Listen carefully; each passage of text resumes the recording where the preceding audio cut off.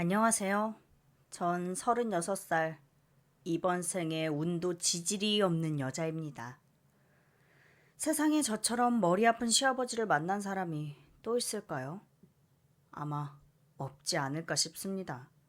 정말 역대급 그 자체거든요. 결혼하면 대부분 며느리 사랑은 시아버지고 시어머님과의 갈등이 좀 있는 편이잖아요. 저희는 완전히 반대입니다. 시어머니와는 사이가 좋아요. 저랑도 잘 맞고 잘해주시고 인자하시고 말씀도 굉장히 적은 편이십니다. 반면 시아버지는 역대급 빌런입니다.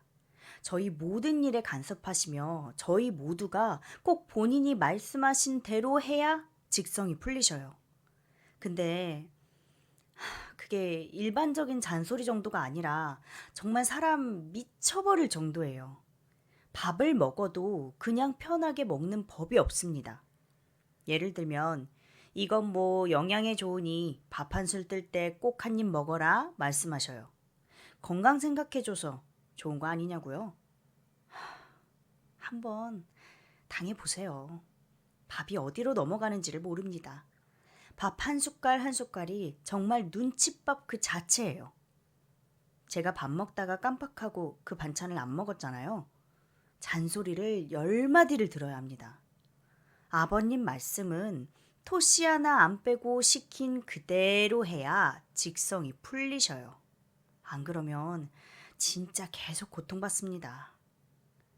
결혼 준비할 때도 그랬어요. 저희는 모든 결혼 준비를 시아버지와 함께 했습니다.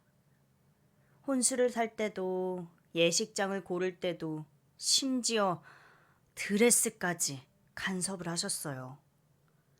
결혼식장이야 양보할 수 있어요. 부모님들의 손님이 많이 오시니까 원하는 바가 있으실 수도 있겠구나 싶잖아요. 그런데 드레스를 고르러 가는 날까지 따라오시고 전 정말 너무 불편했습니다. 드레스를 먼저 골라보시며 이건 파여서 안 된다. 이건 천박해 보인다.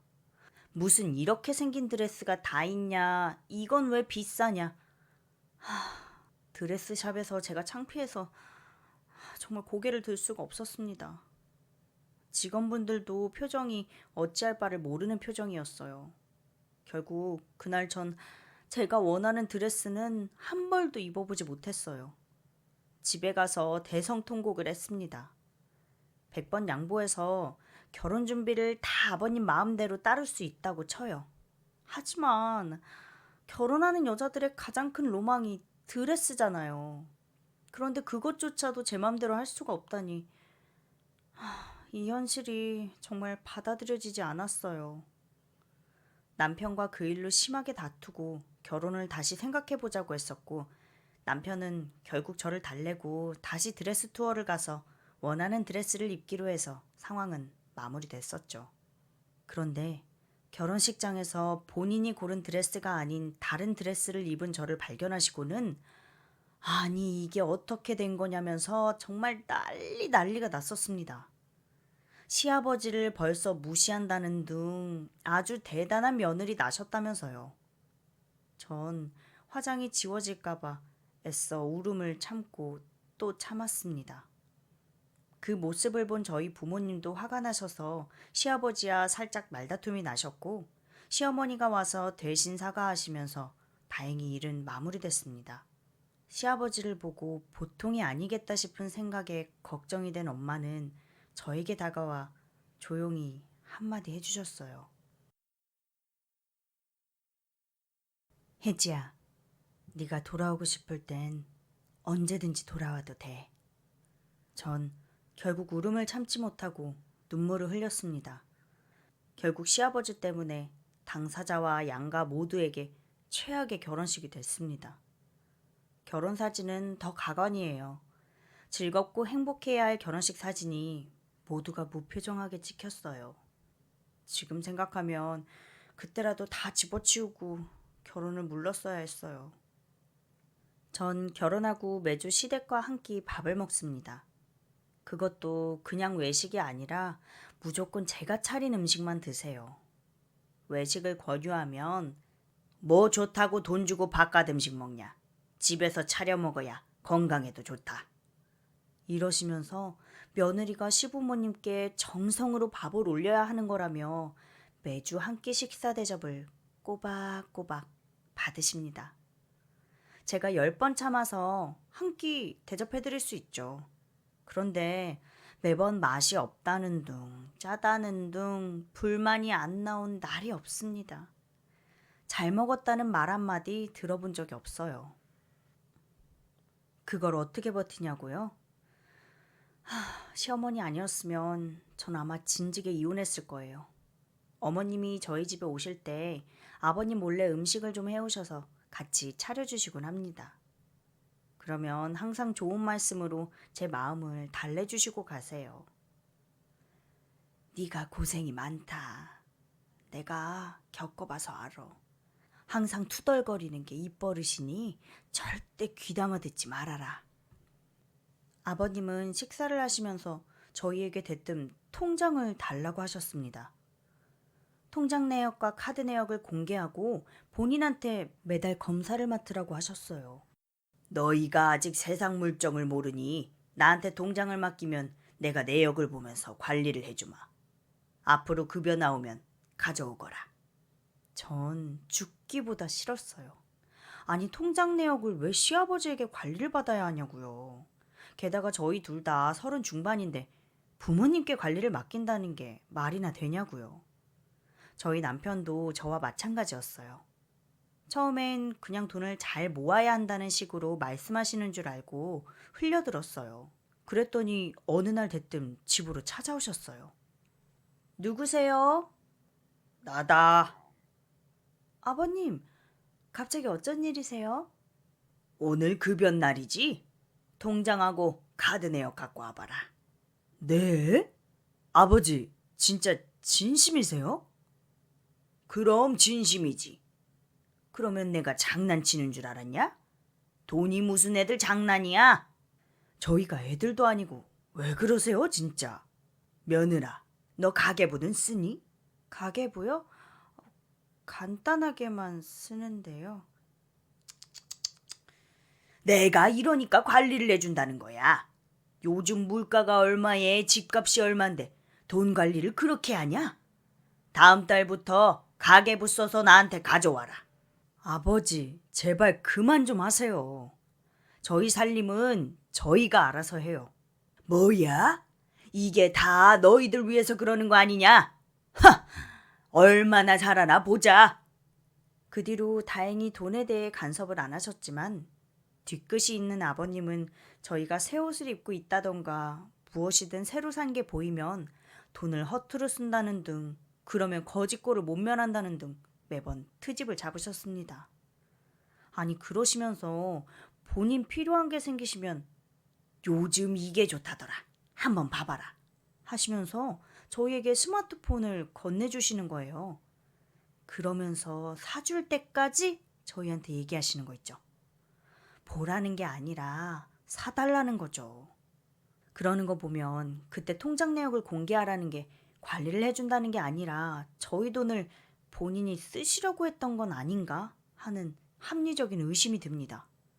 결혼 후 제가 이렇게 사는 거 보면 주변 지인들이 물어보는 질문이 있습니다. 뭐 얼마나 받았길래 그렇게 시댁에게 쩔쩔매냐고요. 그러게요. 저도 제가 왜 이렇게 살아야 하는지 정말 이해가 되지 않습니다. 차라리 돈이라도 많이 받았으면 욕먹는 값이구나 라고 생각하겠어요. 결혼 준비 비용은 저희 둘이 해결했고 집은 양쪽에서 똑같이 1억씩 지원해 주셔서 전세 자금에 보탰습니다. 그러니까 정확히 반반 결혼입니다. 전 반반 결혼하면 시댁에서도 남편하고 동등하게 편하게 살 줄 알았습니다. 그래서 반반했어요.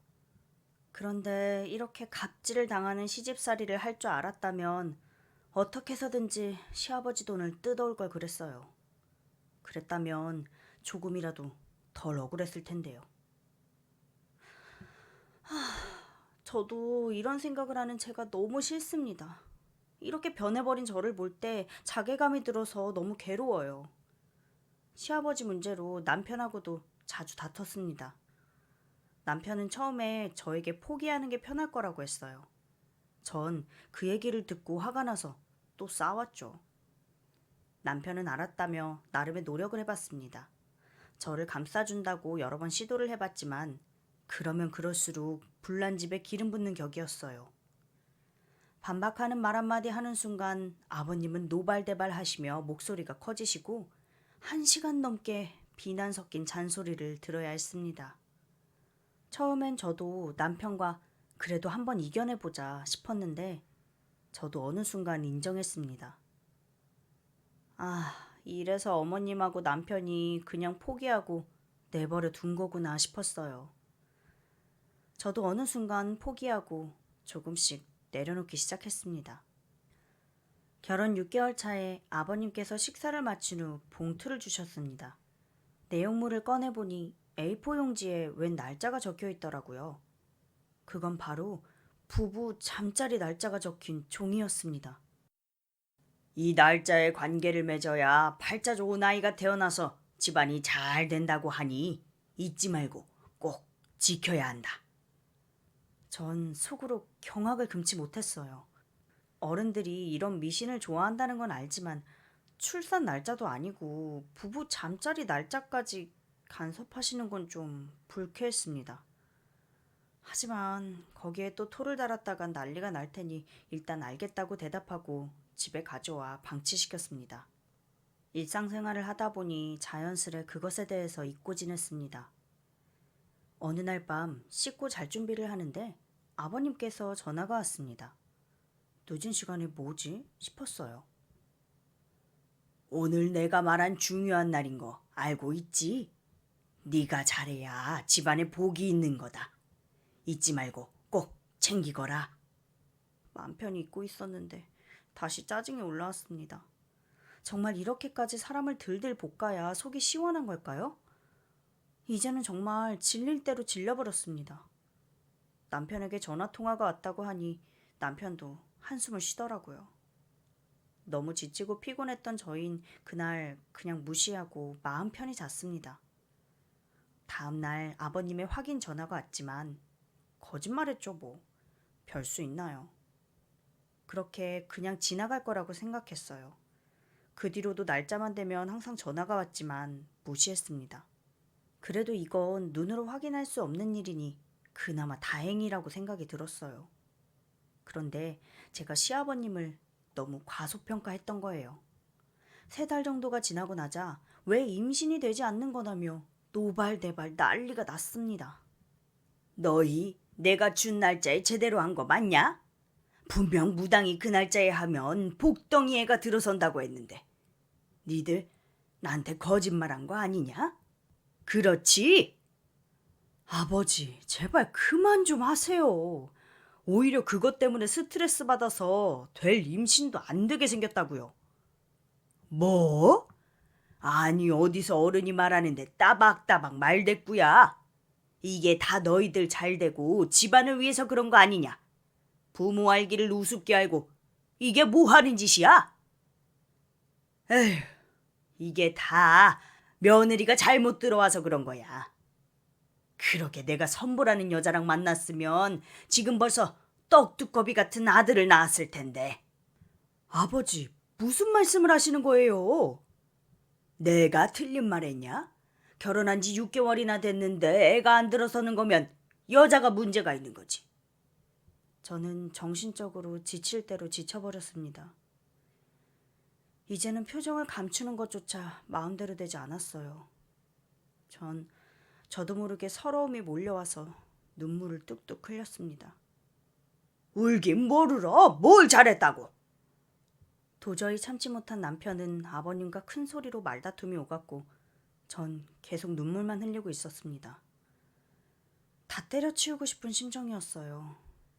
안 그래도 결혼 후에 우울증이 생겼던 전 내가 죽으면 이 지겨운 상황이 끝나려나 싶은 생각도 들었습니다. 그런데 갑자기 아버님의 비명소리가 들렸습니다. 남편과 아버님의 다툼이 시작되고 자리를 비우셨던 어머님께서 양동이에 찬물을 가득 담아 그대로 아버지께 뒤집어 씌운 거였어요. 거실은 순식간에 물바다가 되었어요. 이게 뭐야? 이 옆에 내가 미쳤나? 지금 뭐 하는 거야? 그건 내가 할 소리다. 미친 건 내가 아니고 당신이야. 도대체 언제까지 사람 들들 볶으면서 살래? 자식 결혼하면 이제 좀 철이 들라나 싶었는데 그런 걸 기대한 내가 등신이지. 너 같은 인간한테 뭘 바래? 나야 당신을 선택해서 결혼한 거니까 다 내 죄다 싶어서 그동안 참고 산 거지. 어디 내 자식한테, 그리고 남의 집 귀한 딸한테 몰상식하게, 이게 무슨 짓이야? 그 나이에 창피하지도 않아? 더 이상 못 참아. 이젠 꼴도 보기 싫으니까 당장 나가. 어머님은 아버님을 강제로 질질 끌고 가서 현관문 밖으로 아버님을 던져버리시곤 문을 쾅 닫아버리셨습니다. 참고로 아버님은 체구가 작으시고 어머님이 더 크시거든요. 어머님은 주방으로 터벅터벅 걸어가서 찬물을 벌컥벌컥 드셨어요. 저희는 갑작스럽게 역전된 이 상황에 어안이 벙벙했습니다. 어머님, 괜찮으세요? 어쩌시려고요? 너희는 앞으로 아버지가 하는 모든 말은 듣지 말아라. 전화도 하지 말고 명절에도 오지 마. 그래야 너희가 산다. 안 그러면 너희 평생 고통받으면서 지옥 속에서 살아야 해. 그딴 일을 겪는 건 나 혼자로 충분해. 앞으로 저 인간이 쓰잘데기 없이 굴면 내가 또 알아서 찬물을 부어버리려니까. 어머님도 홧김에 이러시는 거겠지 싶었는데 정말 진심으로 하신 말씀이었어요. 어머님은 본인이 보는 앞에서 아버님 전화번호를 차단하라고 하셨습니다. 저희는 뭐 어쩔 도리가 없이 전화를 차단했습니다. 생전 처음 겪는 상황이 저희는 솔직히 통쾌하기보다는 두려웠어요. 이게 어떤 후폭풍으로 돌아올지가 무서웠거든요. 저희는 일단 집으로 돌아왔고 긴장이 풀리니 너무 피곤해져서 기절하듯 잠에 들었습니다. 이틀 뒤 아버님은 저녁에 저희 집에 찾아오셨어요. 어머님께서 집 비밀번호를 바꾸는 바람에 아직 집에 못 들어가시고 어쩔 도리가 없던 시아버지는 저희 집으로 오셔서 시어머니 욕을 한 바가지를 하셨습니다. 전 아버님 몰래 어머님께 연락해서 이 상황을 알렸고 시어머니께서 바로 저희 집으로 달려오셨습니다. 여기가 어디라고 찾아와? 내가 애들 괴롭히지 말라고 했지? 또 찬물 맞고 싶어? 당장 나와! 시아버님은 또다시 어머님께 질질 끌려서 집으로 돌아가셨습니다. 시아버지가 한번 호되게 당하셔서 그런가 시어머니를 보자마자 놀라시더니 움찔하시더라고요. 그렇게 3달 정도 시어머니의 철통방어로 시아버지를 못 봤습니다. 마음이 처음에 마냥 편하지는 않았어요. 어머님 걱정도 되고 정말 이래도 되나 싶은 불안함? 하지만 확실히 그전보다는 정신이 건강해졌고 남편과 사이도 훨씬 좋아졌습니다. 결혼한 이래로 처음으로 신혼다운 신혼생활을 하는 기분이었어요. 가끔 걱정되어 어머님께 전화통화를 했는데 놀라운 일이 벌어졌습니다. 아버님 잔소리가 엄청나게 줄으셨다는 거예요. 어머님은 그동안 아버님께 당했던 잔소리와 구박을 똑같이 아버님께 해주셨다고 합니다. 아버님이 한마디 하시면 더 큰 소리 치면서 10마디 하시고 반찬 투정을 하시면 밥상을 그대로 바로 치워버리셨다고 해요. 처음엔 아버님도 자존심 때문에 같이 소리치며 지지 않으려고 하셔서 안 되겠다 싶어 밥을 아예 굶겨버리니 점점 잔소리가 줄더랍니다. 평생 변하지 않을 것 같던 시아버님도 이렇게 변할 수 있구나 하는 사실이 놀랍고 신기했어요. 저흰 슈퍼맨 같은 어머님의 보호에 시간이 지나고 불안함을 내려놓고 점점 편안한 삶을 누릴 수 있게 되었어요. 남들에게는 평범한 일상이었던 이 삶이 너무 행복했습니다. 시간은 흘러 결혼한 지 1년이 되었고 임신을 하게 됐습니다. 역시 임신은 마음이 편해야 되는 건가 봐요. 이 소식을 들은 어머님은 무척 기뻐하셨고 제가 이제는 아버님도 뵐 때가 되지 않았냐고 말씀드렸어요. 아버님도 많이 변하셨고 이제는 어머님이 지켜주실 것도 알고 아이가 태어나는데 할아버지 할머니를 못 보고 살 순 없잖아요. 저도 아버님을 다시 만난다는 사실이 조금은 두렵기도 했지만 이젠 용기를 내어보기로 했습니다. 처음으로 가족들과 함께 외식을 했습니다.